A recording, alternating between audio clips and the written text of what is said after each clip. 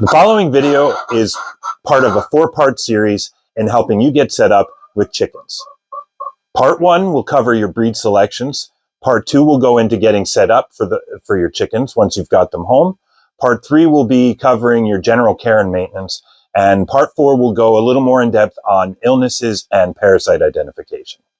If you're finding this video earlier and all 4 of them haven't been posted, please hit like and subscribe, and you'll get notifications when the new videos are posted. We will also have links to each video at the end of the videos so that you can follow them in order. Today we're talking what chicken breed is best for you, whether you're going homesteader or backyard chickens.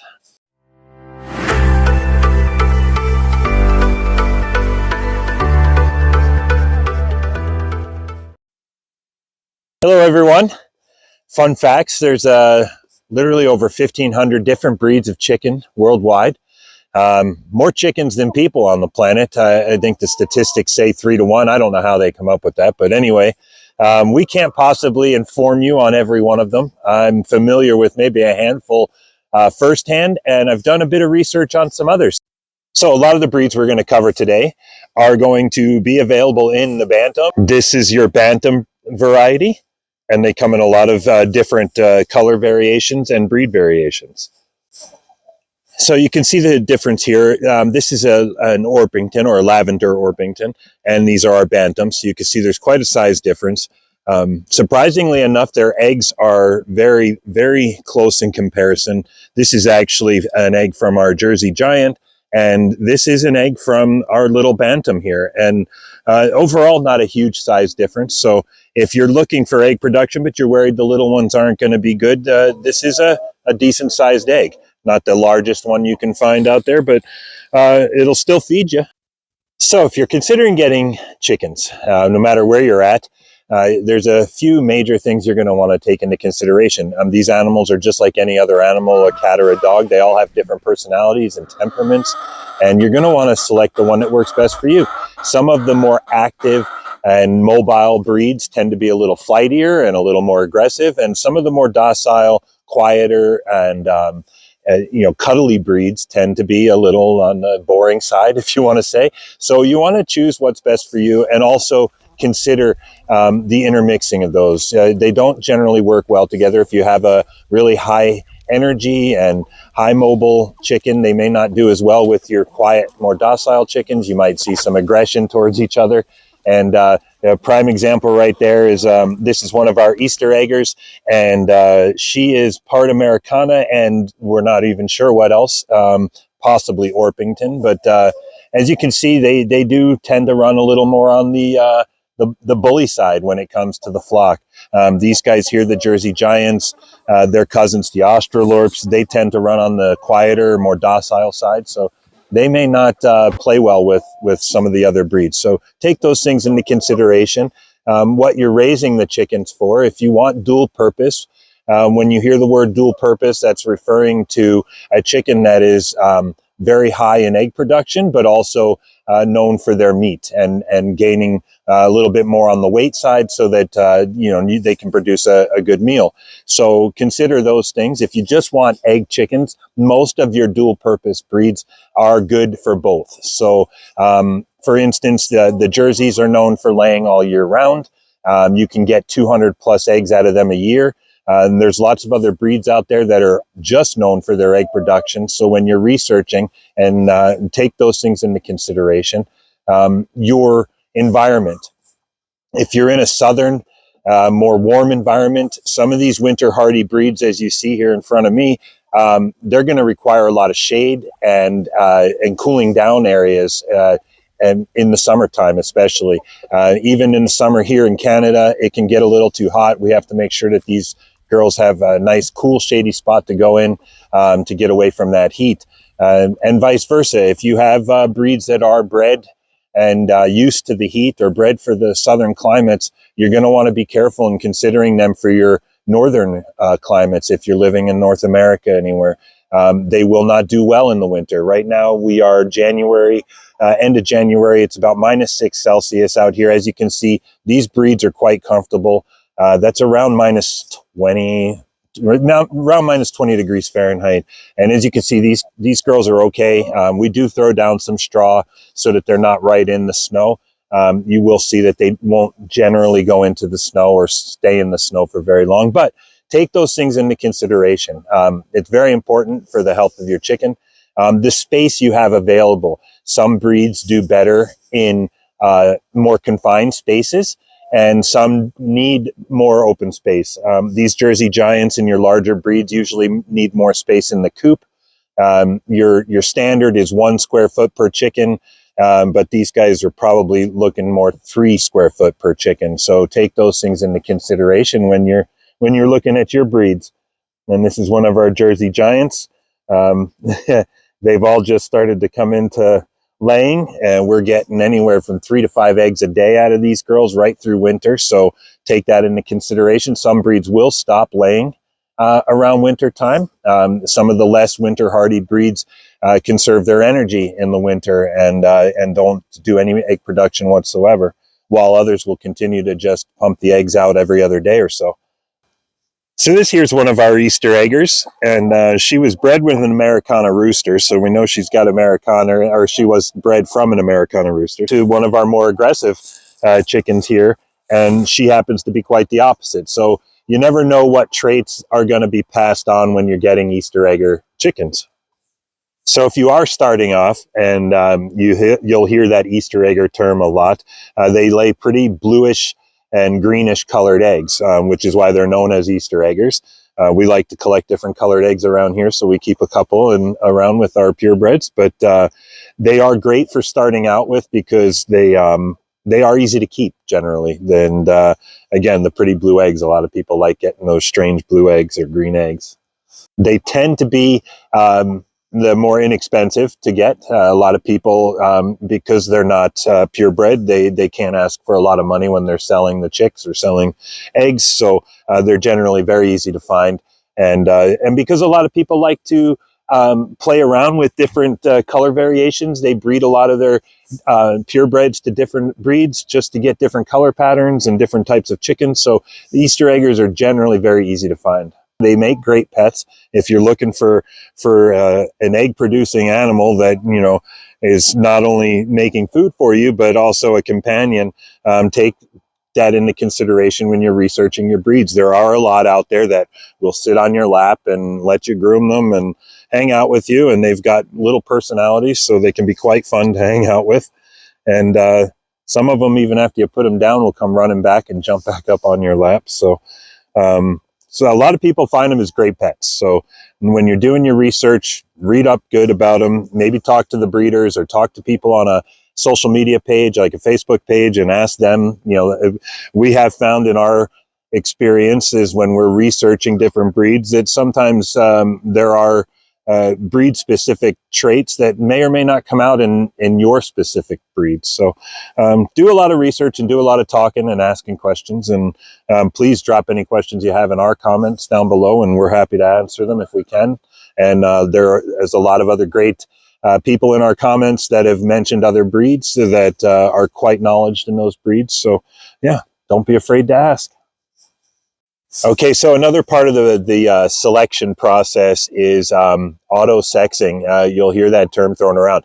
Most of your chicken breeds are almost impossible to tell male from female at the birth stage. So you've got a box of baby chicks, you're not sure what's what. There are a couple of breeds out there that are really popular with homesteaders and chicken, people that keep chickens all together because of their ability to be sexed right from birth. So, or, right from coming out of the shell, you can tell. So your cream leg bars are one of them. Now, we don't keep that breed, but we did a lot of research on these earlier on, and we want to help people avoid some of the mistakes we made early on by just buying chicks and pullets and not knowing if they were male or female and getting stuck with a bunch of roosters. If you're hatching your own eggs, it can also be a problem if you're hatching eggs from an Easter egger or any other breed other than the few that you can auto-sex. You may find that you have 50% or more roosters. You may be in an area where you can't keep roosters. It creates a whole other level of issues. So if you want to know for sure what you're getting, The cream leg bars are one of the more popular, and you can find all kinds of information and great videos on there on how to sex them. They're really cute. The females have little stripes down their back that make them look like chipmunks, and the males have a little white dot on their heads, or a color, like an off-white dot on the tops of their heads. It makes them very easy to tell male from female. So if you're going to a breeder that says they have the cream leg bars, or your local tractor supplier, whatever, you can easily tell which ones are male and which ones are female. And you'll want to check with your municipalities if you are in a suburb or a town somewhere that's allowing you to keep chickens, that they may or may not allow you to keep roosters. So you're going to want to make sure when you're selecting your chickens that you don't get stuck in a situation where you're trying to rehome or get rid of a rooster, because it's not always easy to do. Another breed, and these are breeds that we aren't keeping, but we are looking at.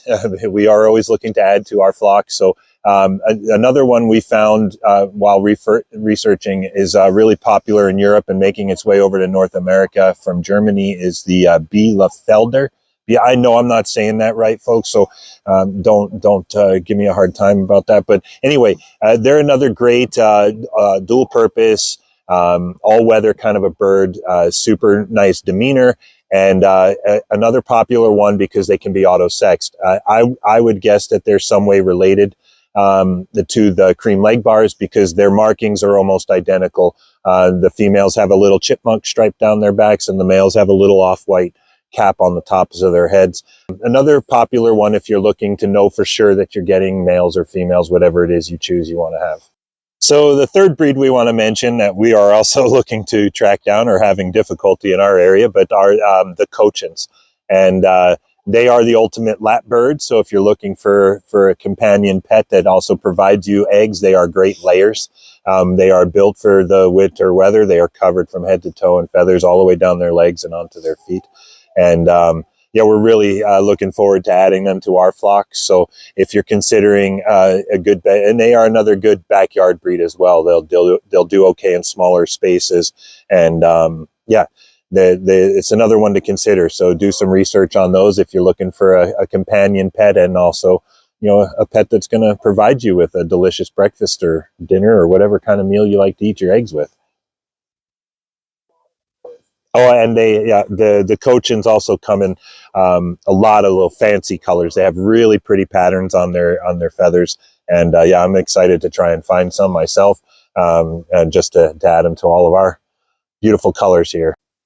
Okay, so most of the breeds we're discussing you'll find are what are considered to be the most popular breeds in North America, and the most popular breed, according to the interweb, is the Wyandotte or Wyandotte. Wyandotte. I'm terrible at pronouncing some of these names, so I'm sorry. But anyway, great dual purpose. If you're looking for a pet that produces a lot of eggs, the Wyandottes are probably one that you want to look into researching. They are not known for being warm temperature hardy, so they are going to be another breed that you're going to have to take into consideration your environment. If you're down in the south, that you've got someplace that they can go to escape that heat. All you're looking for is egg production. Word on the street is the Australorp is top for egg production. Now, they're not a native to North American. They are an Australian native chicken, but they are all over North America. In fact, I've been told that they were used in the breeding program to bring back the Jersey Giants. And when I was researching these, I came across the Australorps. They look almost identical. There's almost no way to tell them apart. So, but they are well known for their egg production. So if you just want as much eggs as you can get, consider the Australorps. Now, they do require a bit more space, and so you're going to want to take that into consideration for your coop size and your yard size. They do like to move around and free range. So you're going to want to take that into consideration if you're looking at that breed. Okay, last but not least, the final breed we want to actually check out for ourselves, and we suggest people look into if you're just getting into chickens, would be the Salmon Faverolles. And they have these funny little beards on them. They're quite cute. Again, very well known for their docile temperaments and really good pets and really good egg layer. And they are the most tolerant breed for your confined spaces. So if you're working with a really small yard or a small coop in the backyard there, they will be a great choice for you. Maybe you just love chickens and you're allowed to keep them now in your yard. And there are a lot of what they call fancy breeds out there. We don't keep them here.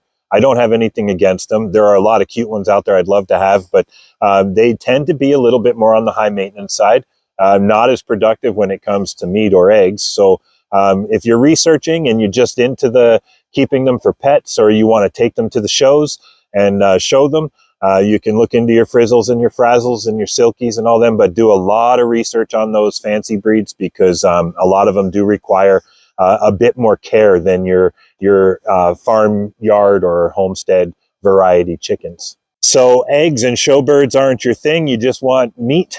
The Cornish cross, based on our research, is the most popular. They are ready to process within 6 to 8 weeks. And that is correct. I had to look that up myself. 6 to 8 weeks, they can reach size full enough to process.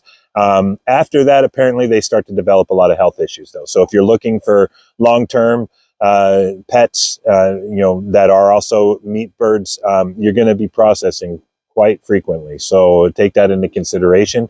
The dual purposes might be a little bit better. These guys can live for 10, 12 years. And you can still use them for a meat source, and they will lay for a large portion of that.